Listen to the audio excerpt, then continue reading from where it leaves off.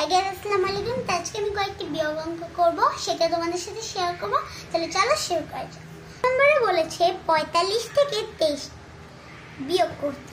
তো 5 থেকে 3 গেলে থাকে 2 আর 4 থেকে 2 গেলে 2। তো মোট বিয়োগফল হলো 22। এখন 64 থেকে 3 গেলে কত হয়? দেখো 4 থেকে 3 গেলে 1 আর 6 থেকে যায়, তাহলে এটা বিয়োগফল হলো 61। আর এখন 509 বিয়োগ 25। তো 9 থেকে 5 গেলে 4 আর শূন্য যেটা আছে বিয়োগের ক্ষেত্রে এটাকে 10 বসাবো।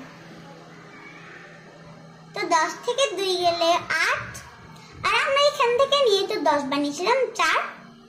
তো আমার এটা বিয়োগফল হয়েছে 484।